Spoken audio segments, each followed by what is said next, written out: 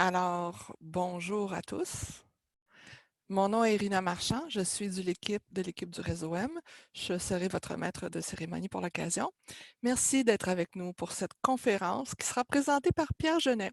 Pierre Genet qui est mentor, formateur au Réseau M, extrêmement impliqué aussi dans la gouvernance du réseau, car il est président du Conseil régional de mentorat de la Montérégie, aussi un des administrateurs de la Fondation d'entrepreneurship. Alors voilà, vous assistez à une conférence qui est spéciale, hein? Parce que c'est une conférence qui propose des extraits issus d'une toute nouvelle formation de 3 heures, très interactive, qui sera déployée un petit peu plus tard ce printemps pour tous les mentors et coordonnateurs du réseau M et qui deviendra notre nouvelle formation officielle numéro 2 du réseau M. Donc, nous, on a tout un cursus pour accompagner les mentors et cette formation-là s'appellera Comment accompagner l'humain entrepreneur. Mais vous l'avez deviné, on vit des circonstances exceptionnelles, difficiles pour plusieurs d'entre nous, et on se disait que ces événements-là devaient nous pousser à adapter le contexte, d'où l'ajout dans le titre de la formation et de la conférence, Comment accompagner l'humain entrepreneur en temps de crise.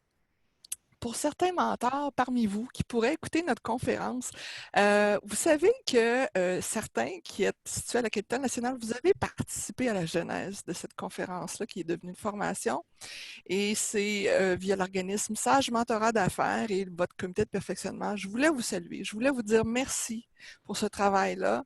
Et puis, on vous souhaite à vous aussi une bonne conférence.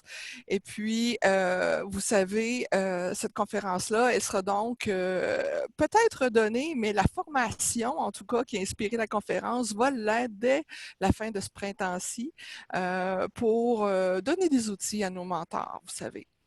Euh, Avant de débuter officiellement puis laisser la parole à Pierre, juste pour vous dire, il y aura en gros 2 plages de conférences qui seront menées par Pierre et qui seront suivies par des périodes de questions. Ces questions-là, comment vous pouvez les poser? Tout au long de la conférence, vous pouvez le faire. Vous savez, vous avez en bas de votre interface un petit bouton qui s'appelle Converser. Ça peut être en haut de votre interface aussi, en haut à droite. C'est une icône, donc, et puis c'est à l'intérieur de cette petite interface-là qu'on vous demande de poser vos questions. Et puis, moi, je vais les relayer ensuite à M. Pierre Genet, mais je vais dire Pierre parce qu'on se connaît maintenant de longue date. Alors voilà, pour ceux qui venaient de se joindre à nous, mon nom est Rina Marchand de l'équipe du Réseau M et merci d'être avec nous pour cette belle conférence destinée plus particulièrement aux mentors du Réseau M. Puis j'aimerais remercier à la toute fin aussi une belle équipe qui nous aide, qui est grand partenaire bâtisseur. C'est l'équipe de Desjardins, alors qui sont solidaires de tous les entrepreneurs du Québec, bien sûr, de nous du Réseau M. Merci d'être avec nous. Pierre, à toi la parole. Bien, écoutez, bien le bonjour à tous. Je vais faire un petit peu comme notre ami Legault. Je vais faire le remerciement du jour. Rina a été remerciée, toutes sortes de collaborateurs qui ont monté les fondements de cette formation-là. Mais moi, je veux remercier Rina et Roxane d'avoir adapté très rapidement ce matériel-là aux circonstances et de l'avoir transformé en conférence. Là-dessus, je vais commencer immédiatement. Donc, qu'est-ce qu'on est, nous, dans cette tourmente-là? On est un phare, dans le sens qu'on est un point de référence solide, un ancrage, surtout si votre diade est commencé depuis déjà un petit bout de temps. Vous devenez automatiquement un point de référence. Vous pouvez donc aider le mentoré à éclairer ses lanternes, si on peut dire. Donc, l'aider à véhiculer à travers toute cette tourmente-là, auquel à peu près personne n'échappe actuellement. Fait que l'objectif de la conférence, finalement, c'est de vous faciliter un petit peu la tâche, de vous aider à vous ajuster aux circonstances particulières que l'on vit, des circonstances inédites, de sorte qu'on va pouvoir voir des outils qui existent déjà, qu'on a déjà propagés, mais qu'on a rassemblés d'une façon différente en termes d'écoute et en termes de questionnement pour mieux explorer notre individu, en fait notre personne, notre mentoré, pour essayer de deviner, pas deviner, mais essayer d'explorer davantage ce qu'il est. Et c'est pour ça qu'on... Oh, excusez, j'ai été un petit peu vite. Je voudrais vous rappeler quand même des avantages habituels du mentorat qui sont encore plus vrais dans un contexte de crise. C'est-à-dire que non seulement on est un phare, mais on est quelqu'un qui peut aider notre mentoré à ventiler ses émotions, surtout à briser sa solitude. C'est encore plus vrai dans un contexte de confinement qui touche presque tout le monde. de prendre du recul par rapport à nous. On n'est pas dans ces émotions et dans ces challenges importants de survie dans certains cas. Et on peut aussi agir pour dédramatiser la situation, justement parce qu'on a un certain recul. Fait qu'il y a quand même un conseil général qu'on veut rappeler avant de commencer vraiment dans le détail de la conférence, c'est de communiquer avec vos mentorés, de garder le contact. Même si, mettons, vous avez programmé normalement des rencontres au mois, bien, allez plus rapidement, peut-être accélérer, envoyez juste un petit texto, un petit courriel ou un coup de téléphone, dépendant de l'outil avec lequel vous êtes le plus à l'aise, pour pouvoir garder contact avec le mentoré. Et même si votre mentoré, on a fait une réunion mentor justement virtuelle la semaine passée, puis il y a un mentor qui disait, ben moi, mon mentoré ne veut pas me parler. Ben, il ne faut pas s'en offusquer. Là. Ça se peut qu'il ne soit pas en état de parler. Et il ne faut pas être choqué non plus du fait qu'il réagit de cette façon-là. Ça dépend de la nature de votre mentoré, s'il est extraverti ou introverti, de ses émotions qu'il vit actuellement, de l'intensité. Et ce qui est important, c'est de quand même garder contact, pas en termes d'acharnement, évidemment pas envoyer des courriels à toutes les heures, mais de garder cette petite perche-là, de dire « je suis là, si tu veux en parler, je suis là ». Quelque chose de pas compliqué. Voyons, excusez-moi encore, je suis un peu trop rapide. Normalement, une rencontre de mentorat, c'est quoi? Ça se compose, et on le dit déjà, pour la plupart d'entre vous ont déjà suivi la formation de base de mentorat est pour moi ou son équivalent. Et on rappelle à ce moment-là qu'en temps normal, on laisse notre mentoré parler à peu près les 3/4 du temps, les 2/3 du temps, et on est en écoute à ce moment-là, où on provoque, dans le fond, une réaction de notre mentoré par du questionnement. Donc, l'assemblage de questionnement et d'écoute constitue l'essentiel de nos diades, de nos rencontres, avec un peu de partage. Tous ces éléments-là, on va les reprendre un par un dans la présentation et en les adaptant au contexte particulier que l'on vit et que vit notre mentoré ici. Dans le fond, on explore quoi? La réponse est quand même évidente, mais je pense qu'il faut vraiment mettre le focus sur notre mentoré, notre humain entrepreneur, ce qu'il vit, ce qu'il est actuellement, et essayer de voir différentes portes qui s'ouvrent à nous. Entre autres, on peut parler du contexte. Le contexte, évidemment, son cadre, on va y revenir tout de suite après. Ce qu'il vit dans son entreprise, ce qu'il vit dans sa business comme gestionnaire et autres, mais aussi ce qu'il sait faire, puis surtout ce qu'il est. Ce qu'il sait, dans le fond, en étant attentif à ce qu'il va vous exposer dans son contexte, il va certainement partager ses émotions. Et puis, s'il ne les partage pas naturellement, vous pouvez le questionner là-dessus. Vous avez toutes sortes d'opportunités d'aller plus loin avec le mentoré à travers ces différentes portes-là. Il faut être attentif, finalement, à ce que le mentoré nous exprime. Et c'est de là l'importance qu'on va revenir un peu plus tard sur l'écoute, pour pouvoir détecter les différentes portes qui s'ouvrent à nous, dont la plus importante étant ce qu'il est, ce qu'il ressent.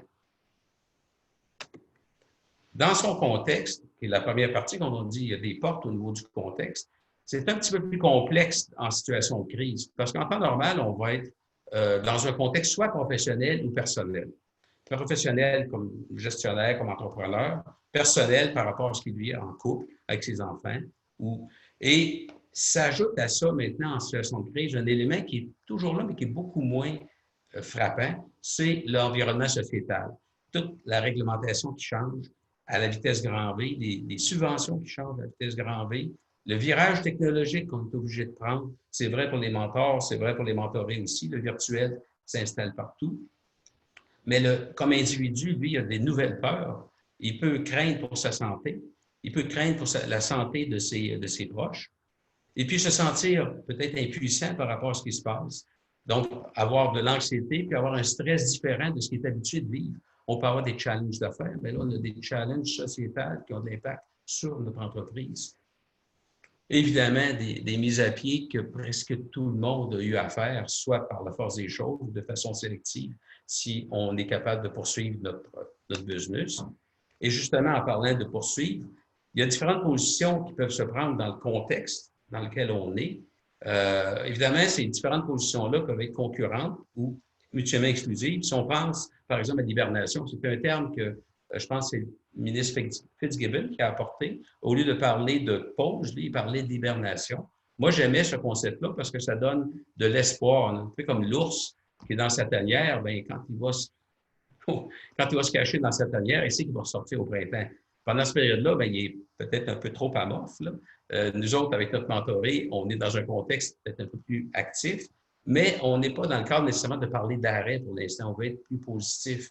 Notre mentoré, s'il est dans un secteur, par exemple, stratégique ou essentiel, va vivre de la croissance. Il peut vivre aussi du ralentissement. Et à travers de tout ça, il va avoir différentes réactions, soit qu'il va vouloir innover ou s'adapter rapidement. On pense à des entreprises comme Pure Vodka qui s'est mis à produire des désinfectants parce que c'est assez simple pour lui de changer, mais il y en a d'autres qui ont changé radicalement.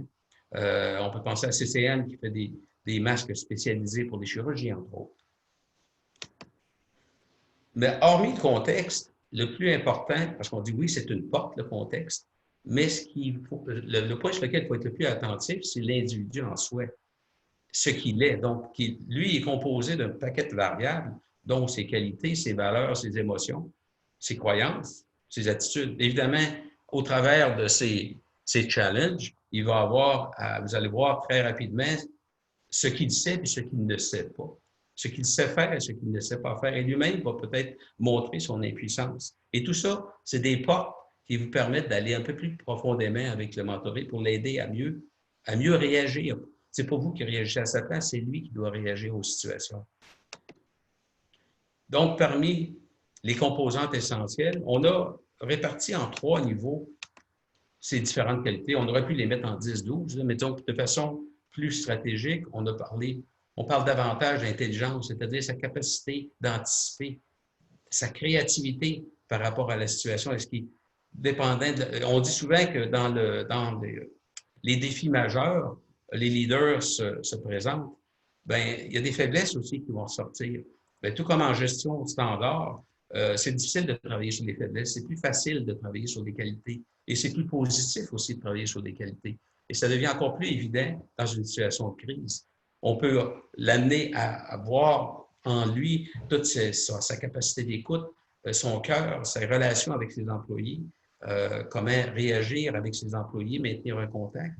C'est toutes des choses qui peuvent venir spontanément, mais qui nous permettent de mieux juger aussi de notre mentoré dans cette situation de conflit actuelle. Bien, ces valeurs, ça, c'est le fond. C'est vraiment ce qui soutient notre individu. C'est ce qui permet d'agir ou de réagir. À titre d'exemple, mon fils m'a surpris quand même. Un de mes fils a un magasin de vélo. Et lorsqu'il avait évidemment fermé, lorsqu'il y a eu l'ordre de fermer partout, et lorsqu'ils ont rouvert comme service essentiel, lui, il n'est pas d'une région où il qualifiait qu'il était en service essentiel, mais il a quand même été torturé à l'effet, est-ce qu'il va ouvrir pour commencer à faire de l'argent? Parce qu'évidemment, il y a les mêmes challenges que les autres, c'est-à-dire qu'il y a des loyers à payer et autres. Mais il a parlé à ses employés, puis ses employés clés, tout comme lui, n'étaient pas confortables à ouvrir parce qu'ils sentaient que leur santé pouvait être en danger. À ce moment-là, ils jugeaient que le risque était plus élevé. Il a préféré ne pas ouvrir et garder contact avec sa clientèle autrement, à travers des courriels, à travers des blogs, à travers différentes situations, et fonctionner au ralenti quand même à distance tout en n'étant pas ouvert. C'est l'avenue où il a pu, avec ses valeurs profondes, réconcilier son challenge d'entreprise et ses valeurs. Les émotions, évidemment, les émotions. Lorsqu'on a parlé tout à l'heure de rentrer en contact avec ses mentorés, dès que j'ai vu une initiative qui avait été prise à partir de Québec, j'ai trouvé intéressant et je suis rentré immédiatement en contact avec mes 2 mentorés et les 2 ont réagi en l'espace de quelques secondes. Et une de mes mentorés a dit, je veux te parler absolument aujourd'hui, il faut que je mette à pied du monde. Bien, celle-ci, elle est en situation de relève familiale. Donc, toute la question de famille, son entreprise est basée sur sa famille et puis des employés clés avec qui elle est très proche. Fait qu'une de ses valeurs importantes venait en conflit avec l'obligation de mettre à pied des gens. Elle se sentait impuissante. Finalement, bien évidemment, le lendemain, le gouvernement a décidé de tout fermer. Fait que ça y enlevait une épine du pied, mais elle était quand même très, très mal à l'aise avec ça. Et elle a fait part immédiatement de ses émotions par rapport à la situation. Les croyances et les préjugés, mais il ne faut pas le nier non plus. On a tous un début ou des fondements qui peuvent être discutables. Mais ce n'est pas à nous à déconstruire ces croyances-là ou ces préjugés-là. On a à les faire prendre conscience parce que ça peut les influencer dans leur façon de réagir. Si on en a mis quelques-unes, bon, l'économie va tomber. C'est sûr qu'elle tombe actuellement, mais derrière ça, est-ce qu'elle va tomber de façon permanente? C'est une croyance actuellement, mais on peut l'aider à prendre conscience que finalement, il y a des... Bon, ça va bien aller, c'est l'expression qu'évidemment M. Legault utilise souvent, mais qu'on peut utiliser nous autres aussi. Tu sais, il y a de l'espoir, on peut aller chercher l'espoir à travers ses qualités, puis essayer de contourner ses croyances. Évidemment, à travers le comportement, les réactions, se cachent des attitudes. Puis les attitudes, bien, c'est l'amalgame de tout ce qu'on vient de voir, c'est-à-dire les qualités, les émotions, les valeurs et ses croyances. En observant, et c'est là qu'est la clé, en observant très bien notre mentoré, en étant très à l'écoute, on est à même de mieux le comprendre et de mieux l'aider ou l'aider à véhiculer à travers les obstacles qui se dressent sur leur pas actuellement. Là-dessus, je vais laisser la parole à Rina. Oui, merci beaucoup, Pierre. On a une affirmation, pas une question, puis je voulais tout de suite l'envoyer à tous parce que c'est important. On est dans la semaine de l'action bénévole et puis il y avait Sophie Bourdage qui souhaitait à tous les mentors du réseau M une bonne semaine à titre de grands et bons bénévoles. Vous avez bien raison, Madame Bourdage. Merci beaucoup. On avait aussi une question très pratico-pratique et utile. Est-ce qu'on va pouvoir avoir le PowerPoint? Bien, j'aimerais dire que cette conférence-là, elle a été captée et elle sera disponible sur notre site. En tout temps, vous pourrez la consulter. Mais on ne lancera pas le PowerPoint comme ça à tous ceux qui auront vu la webconférence parce qu'on est en train de peaufiner encore la formation. La formation va avoir toutes sortes d'outils aussi qui seront rendus disponibles à la fin du printemps.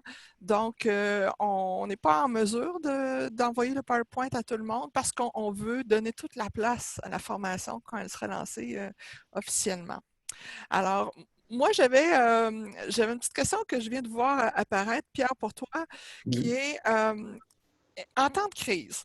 Est-ce qu'il y a des choses qu'un mentor pourrait faire qui ne sont pas nécessairement judicieuses? Au contraire, quelles sont les meilleures choses qu'un mentor puisse faire dans une telle période avec son mentoré? Bien, j'aime mieux parler des choses positives qu'on peut faire plutôt que les... parce qu'évidemment, on peut être tenté de retourner à la... Parce qu'évidemment, le contexte devient presque omniprésent. Et le contexte, qui dit contexte, parle d'entreprise. Et on sait que le message qu'on passe, c'est ce qu'on est habitué de faire, c'est de travailler ou d'échanger avec un individu, avec un mentoré. Bien, ça pourrait être tentant de tomber dans le bon, je ne dirais pas le mot, là, mais je vais le dire quand même, le conseil. En réalité, le mentoré dans cette situation-là, il n'a pas besoin de conseil. Ce n'est pas vraiment ça. Ce qu'il a besoin, c'est d'une écoute. Puis, je vais vous redonner un autre exemple d'une mentorée que j'avais communiquée la première journée qui est arrivée, évidemment, à l'annonce officielle, et avec laquelle j'ai recommuniqué 2 semaines après. Et elle n'avait pas nécessairement de nouveau. Son entreprise n'est pas à l'arrêt. Elle opère peut-être à 50-60 % ce qui est déjà bien. Là. Et elle n'était pas, disons, en panique, mais elle me dit à un moment donné, elle dit, juste le fait de te parler, elle dit, il me semble que ça me fait du bien. Bien, on n'est pas obligé d'avoir des attentes énormes pour savoir qu'est-ce qu'on doit faire. Des fois, juste écouter et ne pas peut-être être plus que ça. Ça dépend évidemment de votre mentoré. Moi, j'ai la chance d'avoir 2 mentorés extravertis, mais dans ce cas-ci, ben, écoute, on les laisse s'exprimer. Puis pendant peut-être, je dirais, une dizaine de minutes, elle a exposé sa situation, comment elle se sentait, qu'est-ce qu'elle vivait, etc. Puis il n'y avait pas d'intervention que je pouvais faire. Elle l'exposait tout simplement, puis elle sentait bien de le faire. Je ne sais pas si j'ai répondu à la question, mais... Je pense que oui. J'ai une autre question aussi qui nous vient d'une personne qui ne s'est pas nommée, qui se questionnait sur les portes d'entrée.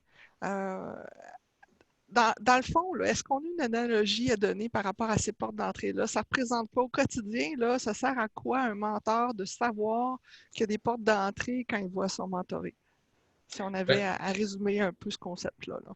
en fait, la porte, c'est un symbole. C'est pour illustrer le fait que si on observe bien notre mentoré, parce que dans le fond, c'est vraiment notre mentoré, ce qu'il est, Et on parle de deux composantes principales, c'est-à-dire son contexte et notre individu en soi avec ses connaissances et ses non-connaissances. Et toutes ces expressions qu'il formule, bien, quand on dit une porte, c'est en étant attentif à ce qu'il exprime, on est capable de mieux ajuster nos questions. Et c'est là notre rôle. Dans le fond, on est là pour questionner, pour l'amener à rebondir, pas pour répondre encore à la question de tantôt, pas pour prendre sa place puis trouver des solutions. Parce que là, on agit comme une patch. Et puis, dans le contexte actuel, ils ont besoin de rebondir, ils ont besoin de s'ajuster. Et nous, on est là, on parlait d'un phare, on peut être un miroir, on peut être un reflet, mais pour être capable de bien s'ajuster à notre individu, bien, il faut mieux le comprendre. Il faut être attentif aux différentes portes qui s'ouvrent, que ce soit à titre personnel ou à travers son contexte, puis l'expression qu'il fait de son contexte. Fait que c'est un symbole pour illustrer le fait que ça nous donne accès à la personne, puis aux bons éléments de cette personne-là pour faire en sorte qu'elle puisse mieux rebondir dans la situation.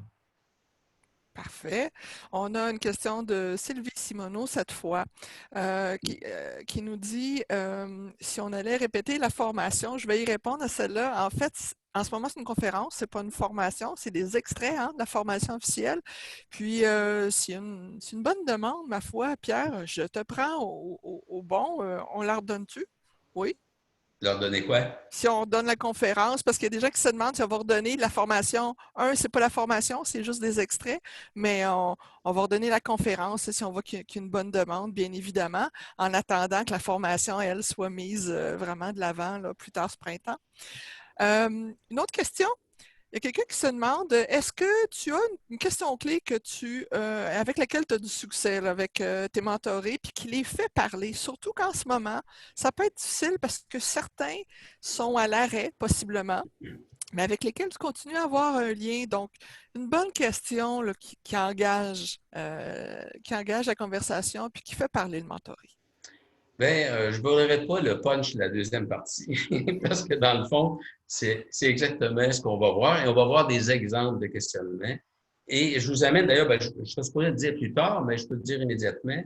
Le réseau M a pris l'initiative au tout début de la crise d'approcher un certain nombre de mentors, de leur dire, ça serait quoi des questions en temps de crise? Et il les a toutes répertoriées dans le site Web, à un endroit bien spécifique. Je pourrais laisser Rina peut-être l'expliquer un peu plus tard. Mais il y a un paquet de questions intéressantes. Laquelle est la meilleure? Je ne sais pas, ça dépend de votre situation, de la situation, de la perception, de la porte, pour revenir à l'expression, la porte qui s'ouvre par rapport à votre mentoré. Et bon, moi, j'en ai une en tête, je l'ai mentionné tantôt, une que j'utilise, mais je le ferai dans le moment approprié. OK. Ben, et si on passait à cette deuxième portion à ce moment-là? Et si on passait tout de suite à notre prochaine période, à moins qu'il y ait une autre question qui se pointe. Oui, je vois une autre question qui arrive. On va tenter d'y répondre. Lorsque le mentoriste s'apprête à prendre une mauvaise décision, le mentor peut-il recourir au conseil pour lui éviter une catastrophe ou il doit se limiter à l'amener à trouver une meilleure solution par lui-même? Bien, je pense que la réponse, ça vient d'être donnée dans la deuxième partie. Et moi, je vais vous retourner la question. C'est sûr, je ne peux pas échanger de façon directe avec la personne qui vous pose la question. Mais qu'est-ce qui vous dit que c'est une mauvaise décision?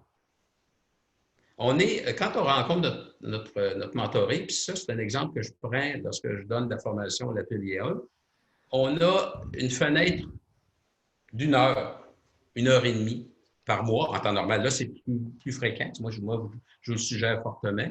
Mais en temps normal, on rencontre en moyenne au mois, à peu près, là, et on a une rencontre d'une heure et demie, 2 heures.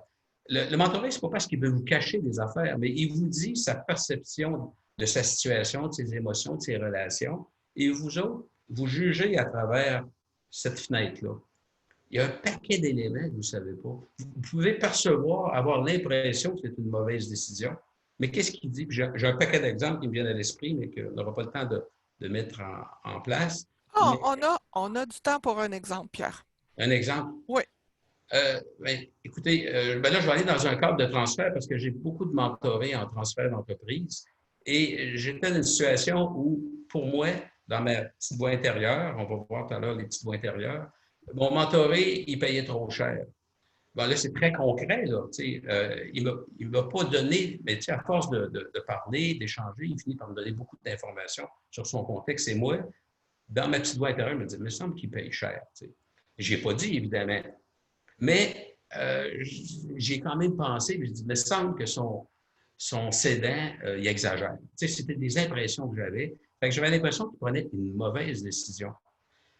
Après, lorsque le diade se termine, moi, j'aime bien faire un genre de post-mortem et j'essaie de découvrir c'était quoi l'élément clé de la diade. Et là, il m'a dit, sans que je pose une question aussi directe, il me dit, je le sais, il dit que je payais trop cher.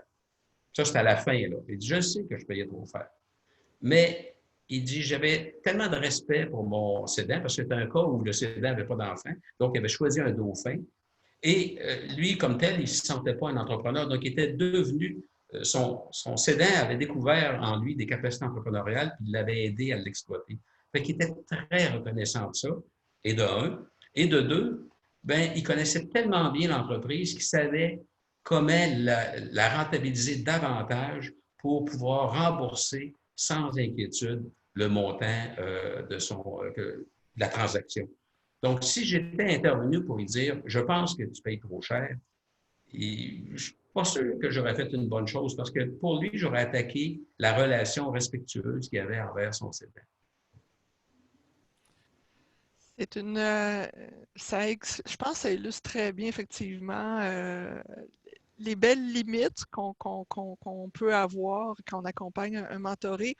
Je vois d'autres questions rentrer, mais je vais les garder pour la deuxième portion. Je pense qu'elles seront intéressantes à la lumière de ce qui s'en vient, parce que tu as abordé dans la première partie ce qu'on appelle les portes d'entrée, des façons de pouvoir peut-être poser des questions un peu plus en lien avec les différentes réalités de notre mentoré. Mais tout est dans les questions justement qu'on peut poser, tout est dans le partage qu'on peut peut-être faire aussi en tant que mentor. Alors ça, c'est le sujet de la deuxième portion, la conférence. Alors, je te laisse poursuivre, Pierre. Avant même d'aborder peut-être les questions et l'écoute, ben, je pense qu'on parle beaucoup d'exploration à travers des portes, à travers notre individu, mais il faut aussi se mettre en position pour être capable d'explorer. Puis, ben, étant donné que l'objectif, finalement, c'est de permettre au mentoré de réfléchir à haute voix, puis d'exprimer, et puis de peut-être par lui-même, en l'exprimant, de trouver ses solutions, ce qui est la majorité du temps, bien, nous autres, il faut se mettre dans un mode aussi empathique, être bienveillant, être à l'affût des angles morts. Évidemment, actuellement, l'expression angle mort est utilisée au niveau de la crise, au niveau du gouvernement avec les CHLSD, sans être aussi dramatique que ça. Ça se peut que notre mentoré, il y ait des angles morts aussi. Et nous autres, on peut être un facteur de rebondissement là-dedans, justement par le questionnement. Bon, on va dire la recette est classique. Questionner, questionner, questionner. Écouter, puis questionner. Fait que finalement, on n'est pas, pour faire un lien avec les questions qui ont été posées tout à l'heure, on n'est vraiment pas en position pour solutionner à la place de notre mentoré. Et puis ça, bien, tout ça, cette mise se rendre disponible, se rendre ouvert, bien, ça se fait en mode virtuel aussi. Il y a beaucoup de gens actuellement qui découvrent les vertus du virtuel, sans faire de jeu de mots, parce que finalement, lorsqu'on est en relation un à un, on est capable aussi de bien explorer. On verra quand même les contraintes un petit peu plus tard. Une rencontre de mentorat, on a parlé tout à l'heure en temps normal, mais en temps de crise, c'est quoi? Bien, en temps de crise, l'équilibre qu'on vient de voir là, il peut être changé. J'ai fait allusion un petit peu plus tôt, avec l'expérience que j'ai eu avec ma mentorée lors du deuxième appel, l'appel de suivi. Bien, l'écoute, elle devient encore plus importante. Ça peut devenir du 80, du 90 %. On peut jouer avec les pourcentages tant qu'on veut, mais c'est sûr que tout l'aspect d'être en mode interactif puis très attentif, et c'est là le défi par contre du virtuel, et on va y revenir un peu plus tard, qui fait que finalement, cette proportion-là peut être appelée à changer.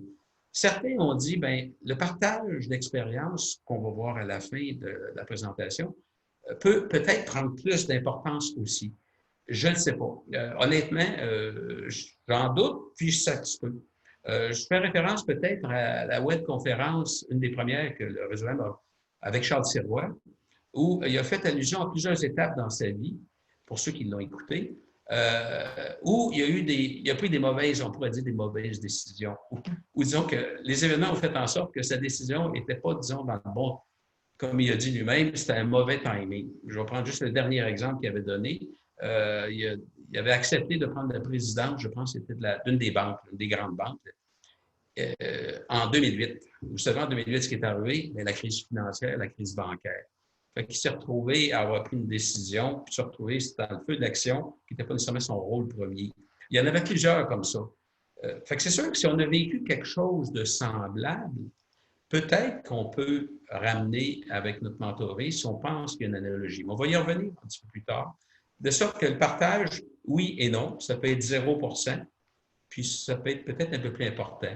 Si on prend un autre exemple, quand on parlait de contexte au début, si le mentoré a décidé de fermer, ça peut arriver, décidé de fermer parce qu'il dit, moi, je ne vois pas d'avenir, puis etc., il était déjà dans une situation très instable, bien, est-ce que vous avez déjà eu à vivre une fermeture d'entreprise? Bien là, vous pouvez peut-être mieux dialoguer puis donner des exemples, pas pour dire que c'est la façon dont vous êtes comporté, c'était la solution, mais à tout le moins que vous puissiez échanger puis qu'il semble que vous avez un vécu semblable avec lequel il pourrait rebondir, soit pour changer, je ne dis pas nécessairement pour faire changer d'idée, mais pour au moins s'adapter à la nouvelle situation. Bon, on écoute qui et quoi, bien, on leur dit encore, ça reste toujours notre mentoré et rien que lui. Mais ce n'est pas nécessairement évident. Puis, dans le mode virtuel, c'est là qu'il y a peut-être un petit challenge supplémentaire. C'est que, bon, le cerveau, lui, il est capable d'enregistrer, d'analyser à vitesse d'à peu près 400-450 mots minute. Les gens, en temps normal, qu'on ne parle pas de Louis-José Hood, s'expriment entre 80 à 120 mots minute. Fait que vous voyez l'écart qu'il y a entre la capacité du cerveau puis emmagasiner et l'écoute. De sorte que les pourcentages qui sont mis en bas, à savoir que les mots comptent pour seulement 7 dans la communication, dans la conversation. Et le ton de la voix et le non-verbal compte pour 93 Fait que si notre cerveau n'est pas là dans l'écart, bien, on ne percevra pas l'intonation et le ton de la voix. On ne percevra pas ce que le mentoré a envie de nous dire, mais ne nous dit pas par son non-verbal. Puis là, ça devient encore plus important. Je comprends par contre que quand on est normalement dans une diade, on se trouve, enfin, les recommandations, on se trouve un lieu neutre, etc., qui n'est pas dans l'entreprise, qui n'est pas dans la famille, qui fait qu'on est attentif à notre mentoré. Et notre mentoré, bon, est attentif à nous. Il sait qu'on est là pour lui, fait forcément, il communique avec nous. Mais lorsqu'on est en mode virtuel, bien, on l'a vu, là, vous avez certainement vécu, vous autres aussi. À un moment donné, il y a un chat qui passe devant l'écran. Tout à coup, hop, il y a la petite fille de la mentorée qui vient s'asseoir sur ses genoux. Ça vient un petit peu perturber la conversation. Et même nous, c'est la même chose. On a des animaux, on a des bons, je sais pas, on entend un bruit quelque part. La déconcentration peut être assez forte. Donc, ça va nous demander, je dirais, dans ce cas-ci, un effort supplémentaire pour être attentif, pour être en écoute active. Maintenant, comment questionner? Dans la formation plus élaborée, la formation complète, on va passer beaucoup plus de temps sur le type de questions, etc. J'ai des exemples après quand même. Mais quand on dit comment questionner, il y a certains trucs qui vont faire partie du guide du participant lorsqu'il va être publié dans les prochaines semaines avec la formation. Mais je peux vous en garder quelques-unes quand même. Et une des clés faciles, c'est de dire, bon, OK, oui, des questions ouvertes, là, pas des questions fermées, ça, vous savez, qui répondent par oui ou non, ça c'est une évidence. Mais des questions courtes, plus la question est courte, plus j'avais de chance que la réponse va être longue. Et à l'inverse, puis là, ben, je cite souvent l'exemple de, pour ceux qui écoutent, il y a du monde à la messe avec Christian Bégin, bien ça, c'est le paroxysme des questions qu'il ne faut pas poser. Parce que bien souvent, les invités, qu'est-ce qu'ils répondent? Bien, c'est à quoi la question, juste? Elle est tellement longue, il y a tellement de questions dans ces questions que finalement, on vient perdu. Fait que ça, là, évidemment, on n'est pas dans cette situation-là, mais je vous le donne à titre d'exemple limite. Mais il faut quand même se faire confiance un petit peu aussi. On est quand même des gens d'expérience. Il ne faut pas chercher non plus, pour parodier encore des émissions de télévision, on ne faut pas chercher la question qui tue non plus. Des fois, celle qui vous vient à l'esprit, puis si vous vous trompez, ce n'est pas plus grave que ça. Vous avez bien des chances de vous reprendre. En se basant, évidemment, sur ce que vous explorez, sur ce que vous ressentez par rapport au mentoré, il y a peu de chances que vous vous trompiez. Puis l'autre exemple que je donne souvent, si vous pensez trop à la bonne question, c'est un peu comme au golf, si vous pensez trop à votre élan ou à votre grippe, bien, il y a de fortes chances que la balle, elle n'aille pas où vous pensez qu'elle devrait aller. Parmi les exemples, je vais revoir un petit peu plus tard. Ici, ce qu'on voulait mettre en évidence, c'est que finalement, on est peut-être plus susceptible d'avoir des questions, et c'est ce qu'on parlait du contexte tout à l'heure, d'avoir des questions davantage liées à l'entreprise. Faut pas, même si on dit qu'on est focusé sur notre individu, on ne peut pas non plus ne pas les accueillir. Il faut quand même être ouvert. Mais à travers ces questions-là qui sont rattachées à l'entreprise, nous, on peut les retourner facilement vers notre individu. Donc, exemple, dans les questions d'entreprise, parce qu'après ça, on va voir des questions d'individu. Ça va rejoindre peut-être certains éléments d'une des questions qui a été posée tout à l'heure. Ici, il y a quelques exemples qui ont été tirés justement des répertoires de questions que certains mentors ont suggérés. Moi, j'en ai une qui me vient à l'esprit, puis c'est, dans le fond, quel changement que tu aurais aimé introduire? Mettons que la business, ça roule, là, puis des fois, il y a quelque chose, j'aimerais ça introduire ça, puis tu sais que tu n'oses pas le faire parce que, bon, ben, je ne sais pas, pour toutes sortes de raisons. Évidemment, il y a la résistance au changement, on va penser comme ça, puis ça peut être ça aussi. Et l'amener, c'est une question liée à l'entreprise, mais c'est aussi par rapport à qu'est-ce que lui aimerait comme avenir. Donc, ça l'amène à penser au futur, l'amener à penser autrement. Et donc, ça va chercher, dans le fond, ses capacités profondes, ses qualités, ses aptitudes. Donc, ça, c'est un exemple. Moi, c'est celle que j'utilise. Ça en est une parmi tant d'autres, mais il y en a bien d'autres. Demander, dans le fond, qui autour de toi peut t'aider dans ta gestion de crise. Je revenais encore à mon exemple ça me donne comme ça, c'est de mon fils, parce qu'à un moment donné, il a comme gelé après la période de gel, un coup qu'il a décidé de fermer. Mais quand le gouvernement a lancé le remboursement à 75 bien, on a interagi. Bien, là, je ne suis pas un mentor envers lui, je suis un coach, là, parce qu'évidemment, j'ai une relation beaucoup trop étroite. Mais j'aurais pu tourner une question de type mentoral en regard de lui par rapport à, bien là, finalement, tu te sens tout seul. Puis c'est ça qu'il me disait, je me sens tout seul, je suis débordé, j'ai des courriels à l'en finir parce qu'il avait ouvert la notion de courriel à sa clientèle. Bien là, c'est venu comme évident qu'il pouvait aller rechercher des employés, puis ça ne coûtait quasiment rien. C'est très lié à l'entreprise, je comprends, mais je vous donne comme exemple que finalement, on peut accueillir un certain nombre de questions ou on peut questionner rattaché à l'entreprise pour permettre à l'entrepreneur de rebondir à travers ses capacités, ses forces, ses qualités. Donc, ben, celles-là, évidemment, sont rattachées. Et si on a une question d'entrepreneur, moi, je suggérerais qu'on a une question de ramener tout de suite à l'humain en question. C'est-à-dire, ben, comment ta vie? Bon, les mises à pied, c'est jamais facile de faire des mises à pied, là. Ben, donc, là, en temps normal, une entreprise qui est en croissance, qui évolue bien, elle ne fait pas de mise à pied. Mais là, ici, c'est inévitable. C'est inévitable pour la très grande majorité.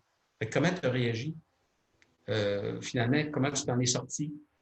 Fait que c'est une question ouverte. Puis là, ben, vous allez voir au travers ces réponses que finalement, bon, c'était difficile, mais elle a passé au travers, puis là, elle est rendue ailleurs.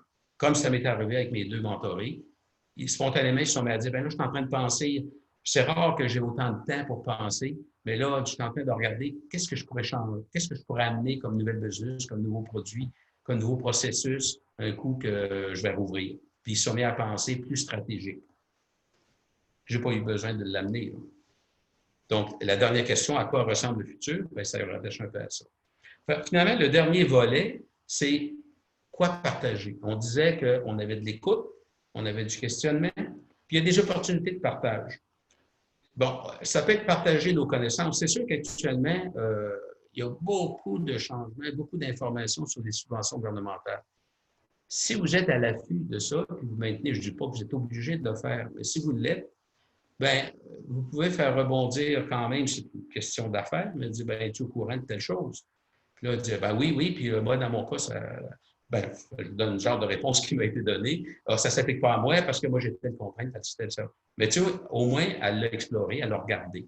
Bon, par contre, versus ce que vous avez vécu, c'est l'exemple que je donnais tantôt avec Charles Sirois, ou l'exemple de faillite, ou l'exemple de ralentissement que vous pouvez avoir vécu dans votre entreprise, bien, vous pouvez partager à ce niveau-là. Vous pouvez aussi partager en fonction, moi j'aime bien le faire en fonction de l'actualité.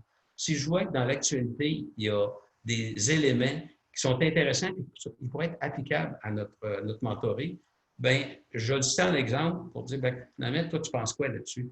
Bon, exemple, avec les changements technologiques et la résistance au changement, on voit dans le secteur de la santé, tu sais, la télémédecine. des entreprises privées qui l'ont commencé. Mais le monde de la santé était extrêmement résistant. Les médecins étaient résistants à ça. Et là, en l'espace de quelques semaines, il y en a un Christy de paquet qui se sont convertis. Fait que moi, je n'ai pas eu l'occasion de m'en servir, mais je trouvais que c'était un bon exemple pour quelqu'un qui est en train, qui sait qu'il va devoir se transformer, puis qui se met toutes sortes de blocages. Je me dis, bien, si le monde de la santé, puis on pourrait parler du monde de la justice aussi, puis j'ai vu encore quelque chose du même genre. Fait que j'essaie de prendre des choses d'actualité pour les ramener, pour les tester au niveau du mentoring. Mais dans le partage, il y a des mises en garde.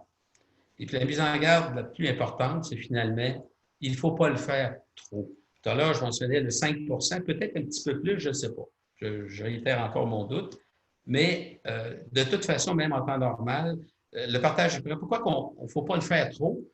C'est qu'il ne faut pas avoir l'air non plus de celui qui a réponse à tout. Parce qu'il dit, ah ben oui, moi aussi j'ai vécu ça, ben j'ai vécu ça. Puis, moi j'appelle ça la ligue du vieux poil, là. Commencer à sortir nos vieilles expériences. Bien, à un moment donné, ça ne sera pas pertinent. Puis la meilleure façon de s'assurer que ce soit pertinent, bien, je vais revenir encore, c'est l'écoute.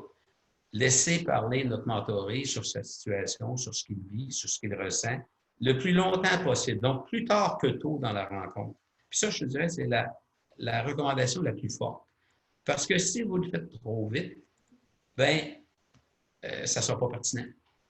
Et puis ça, moi, je l'ai vécu. Et vous allez le voir tout de suite dans les yeux du mentoré, ça s'éteint. Ou toi qui sera là, il n'y a pas l'intention. On ne sent pas qu'il a envie de se raccrocher à ça. Fait que là, arrêtez tout, là, puis passez à d'autres choses.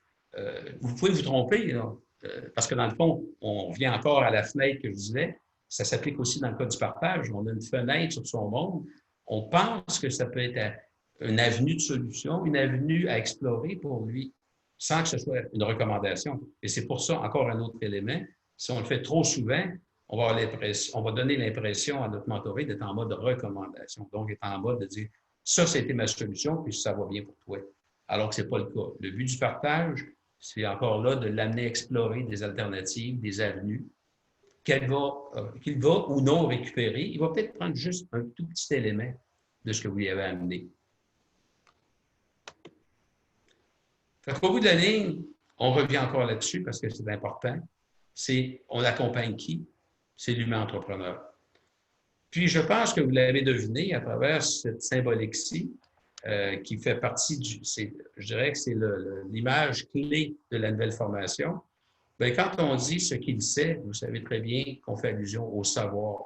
Ce qu'il sait faire, on fait allusion au savoir-faire. Ce qu'il est, bien, c'est notre célèbre savoir-être. Mais maintenant, je pense qu'on essaie d'avoir un langage et les annonces qui ont été faites au Conseil national la semaine prochaine et puis qui vont se propager dans les prochaines semaines vont faire en sorte qu'on veut une simplification de notre message, que ce soit plus compréhensif pour nos nouveaux mentors, que ce soit aussi plus compréhensif pour tous nos gestionnaires qui nous entourent, en fait nos messages passent plus facilement. Là-dessus, je vais laisser la parole à Rina. Oui, puis Pierre, on a encore quelques petites questions. Alors, je vais mentionner les ressources, mais si tu veux bien, on va y répondre également. Parce qu'après, je vais me mettre en. Fait que si tu veux juste le voir tout de suite, après ça, je vais enlever le partage. Parfait. Alors, je vais juste effectivement parler des ressources qu'on a mis en place depuis le début de la crise. Si vous allez faire un tour sur la plateforme réseaum.com, vous verrez qu'il y a beaucoup de choses de transformées. Il y a beaucoup d'outils, de ressources qu'on a mis à la disposition des mentors, des coordonnateurs, des entrepreneurs. Oui, bien sûr, on essaie de reprendre certaines informations cruciales. Je pense entre autres aux différents plans d'intervention financiers des différents gouvernements. Mais au-delà de ça, puis tu l'as souvent mentionné, on essaie de donner des outils très concrets aussi au réseau. Comment effectuer une bonne rencontre de mentorat en mode virtuel, quel genre de questions on peut poser, hein? Tu as fait référence à une liste de questions un peu plus spéciales. Tout ça, c'est sur notre site. Si vous allez voir la section initiatives et ressources, tout est là pour vous. C'est l'endroit où vous pourrez récupérer les captations de ces vidéos-conférences-là que nous faisons aussi. Donc, moi, je vous encourage beaucoup à aller voir des beaux billets de blog aussi qu'on publie sur les mentors, les mentorés qui vivent des situations souvent challengeantes, mais pas toutes dénuées d'espoir puis de belles opportunités également. Donc moi, je vous invite vraiment à aller voir ça. Et puis, je voudrais enchaîner, Pierre, avec une petite question donc qu'on a reçue. Euh, on avait donc M. Landry qui nous disait, puisqu'on est appelé à intervenir, tu l'évoquais, dans le savoir-être, dans ce qu'est un entrepreneur, est-ce qu'on ne peut pas nous faire réaliser en tant que mentor, par le questionnement, que l'environnement en ce moment change, puis que l'entrepreneur, il doit s'adapter en conséquence. Il donnait comme exemple une mentorée qui réalise que pour chaque porte fermée, il y a peut-être une porte qui s'ouvre. Puis, l'exemple concret, c'était que cette personne-là avait un site Internet qui n'avait pas nécessairement beaucoup de succès. Puis, la réalité actuelle fait en sorte que ses ventes sont en train d'exploser. Donc, est-ce que nous, en tant que mentor, on n'a pas ce rôle-là aussi, hein, de faire réaliser par le questionnement les opportunités qu'il y a? Bien, je dirais oui, en notant que ce n'est pas nous qui identifions les opportunités. C'est dans le sens que si, mettons, ben, on peut prendre appui, si on prend l'exemple qui est donné là, on peut prendre appui, encore là, sur l'actualité, sur le fait qu'on est obligé collectivement, donc l'environnement, quand on parlait tout à l'heure du contexte sociétal, le contexte sociétal favorise la technologie. On peut arriver et dire, ben, dans ton cas à toi, est-ce que ça s'applique? Euh, oui, non. Puis bon, ben, finalement, peut-être elle a réalisé elle déjà que ça s'appliquait parce que ses ventes de sites web commençaient à décoller. Mais c'est pas à nous à dire, ben, pourquoi tu n'investirais pas? Tu devrais investir dans ton site web parce que l'avenir est là. Parce que même si on le pense, on peut arriver à l'amener à penser plus large pour qu'elle puisse elle-même dire, ben, dans le fond, c'est peut-être, oui, d'investir davantage dans son site web, c'est peut-être d'élargir sa gamme de produits à afficher sur son site web. On ne le sait pas. Ça peut prendre différentes variations. Hmm. C'est un peu, ça rejoint une personne qui exprimait aussi dans les commentaires, en tant que mentor, l'idée, c'est pas d'avoir raison, mais d'être aidant. Puis d'être aidant, dans ce cas-ci, c'est de poser des questions pour que le mentoré fasse le chemin lui-même. Oui, bien c'est ça, avoir raison, ben, je reviens à mon exemple où j'avais eu la tentation, je l'avoue, là, dans le cas du Mhm. transfert, où pour moi, c'était tellement évident qu'il payait trop cher. Mais là, ce que je devais avoir raison. J'ai très bien fait de m'abstenir là, dans le pays, mais j'aime bien l'expression avoir raison parce que c'est pas ça qu'il faut chercher à faire. Alors, on n'est pas là pour, si on se rappelle les trois dangers qu'on a et qu'on expose dans la plupart de nos formations, on avait l'orgueil, c'est-à-dire, puis là, je pourrais associer la notion d'avoir raison avec notre orgueil parce qu'on a beaucoup d'expérience, on a beaucoup de bagages, puis ça serait bien pour notre ego si on avait raison. Ben, je pense qu'on met sur le garde-robe un peu. Totalement. On a un autre mentor qui pose la question, est-ce que toi, tu sens ça sur le terrain, qu'il y a comme une espèce de débat en ce moment au sujet du rôle du mentor, que l'urgence de la situation autorise, si tu veux, toute l'option de donner des conseils aux mentorés. Comment tu perçois ça, toi, sur le terrain? Ben, c'est la définition de l'urgence. On avait déjà un débat, parce que j'ai déjà senti à travers différentes formations, à l'effet, si on sent, bon, je vais prendre une mise en situation qui est hors pandémie et autres, là, si on sent, ben, tiens, je vais vous ramener, peut-être, je pense que c'était il y a 2 ans, le premier lab des mentors qu'on avait fait, on a dit, ben, notre mentoré s'en va vers un mur. Puis là, on avait 3 réactions différentes. Bien, encore là, c'est une question de perception. Pour certains mentors, en fait, certains rôles qu'il avait à jouer, il y en avait qui disaient, il faut que j'intervienne, sinon il va cracher, puis ça ne marchera pas. Puis un autre qui dit, il faut que je l'aide à mieux comprendre vers quoi il se dirige. Et puis le dernier, il dit, il faut que je trouve une solution. Là. Tu sais, c'est un assemblage de ce genre-là. L'urgence, c'est un peu comme le mur, c'est une perception. C'est la perception que nous, on peut avoir. Je comprends qu'actuellement, si j'étais dans le CHLSD, je ne serais pas en mentorat. Tu sais, c'est en voulant dire, ben là, amène, tu sais, on regarde le go, là, il ne fait pas beaucoup de mentorat avec les CHLSD. C'est de l'action immédiate. Et dans ce sens-là, globalement, on peut se sentir dans un sentiment d'urgence, mais je dirais que c'est quasiment l'inverse. Je comprends qu'il y a des secteurs à risque. Et pour parodier encore certains ténors économiques, on ne pourra pas tous les sauver, là. Ça, il faut s'enlever ça de la tête.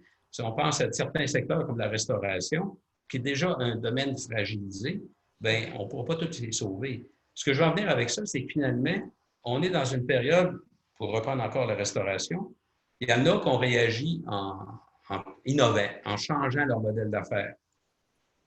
Dans l'urgence, ils ont réagi, ils ont spontanément été capables de le faire. Comme mentor, on pourrait, mettons que quelqu'un ne le verrait pas, arriver et donner comme exemple, c'est pour ça que je parlais d'actualité, j'ai dit, ben regarde, j'ai entendu parler que, je sais pas, ben, tel commerce, il a décidé de faire de la livraison à domicile. Puis c'est quelque chose qui s'applique à toi, ça? Ben, tu sais, il va dire non, oui, non, etc. Puis là, ben, tu sais, on ne sait pas, c'est pas. S'il dit non, il n'y a rien à faire, moi, je ne suis pas capable là-dedans, j'ai trop peur d'être contaminé, etc. Tu sais. Fait que je reviens à la notion de pause et d'hibernation. Ça achève, là. Je dirais que là, ma remarque va être moins pertinente bientôt, mais c'était un temps d'arrêt. Et ça, je l'ai entendu de certains mentors qui l'ont dit à propos de leur mentoré, ou que leur mentoré leur avait dit ça. C'est la première fois que je peux penser, que je peux. Fait que c'est plutôt de tourner l'urgence en fonction de préparer le futur. Et non pas d'essayer d'absolument trouver des solutions pour eux autres. Parce que je reste convaincu que même en situation d'aujourd'hui, ce n'est pas rendre service à un mentoré que d'y trouver une solution. C'est une patch. C'est-tu la bonne patch? C'est pas. Effectivement, c'est difficile de savoir quelle est la bonne solution dans ce contexte-là. Est-ce que je comprends qu'à tout le moins un mentor peut témoigner de plusieurs pistes possibles sans effectivement dire ben, c'est celle-là, cette piste-là que tu dois prendre, mais l'expérience que le mentor a pu vivre lui fait voir différentes pistes, puis à tout le moins d'exprimer qu'elles existent, mais qu'est-ce que le mentoré en fera, ça lui appartient. Oui, parce qu'autrement, ça fait une survie artificielle. Si on parle de quelqu'un qui s'en va vraiment vers un mur, euh, puis s'il n'a pas la ressource pour rebondir lui-même, puis là, c'est là peut-être qu'on a un rôle pour l'aider à voir s'il peut rebondir, ben je pense qu'on ne peut pas prendre, comme on l'a dit dans la présentation, on ne peut pas prendre son projet puis le faire à nous-mêmes puis dire que maintenant, on va l'aider à réaliser un projet. Ah ouais. On devient consultant ou on devient coach. Il y a une personne qui se pose la question, est-ce que dans le fond, justement, les questions, dans le cadre d'une rencontre avec son mentoré, est-ce que ça peut même agir à titre de brainstorming pour le mentoré? Est-ce que ça peut être quelque part un exercice de cet ordre-là qui finit par aboutir dans le jeu de Ben, questions-réponses? quand on parle, comme Rina l'a fait tout à l'heure, de partage d'expérience ou d'avenue, soit que ce soit tiré d'actualité ou tiré de notre propre vécu ou de nos connaissances, ben c'est un genre de mini brainstorming. C'est dans le sens qu'on lance des perches, puis est-ce qu'elles sont applicables ou non? C'est au mentoré à prendre ce qui peut l'intéresser là-dedans ou à le rejeter tout simplement. Dire, ah non, non, ça ne s'applique pas à moi. Ou, ah, ben attends un petit peu, ça me fait penser que. T'sais. Ça, c'est correct pour faire un rebond. Moi, je trouve que c'est correct. Oui, tout à fait. Puis il y a une remarque de Sylvie qui nous dit, dans le fond, notre but en tant que mentor, c'est de faire développer le réflexe entrepreneurial. C'est de l'étoffer. Oui, c'est pas de prendre sa place. Même si des fois, ça peut être tentant.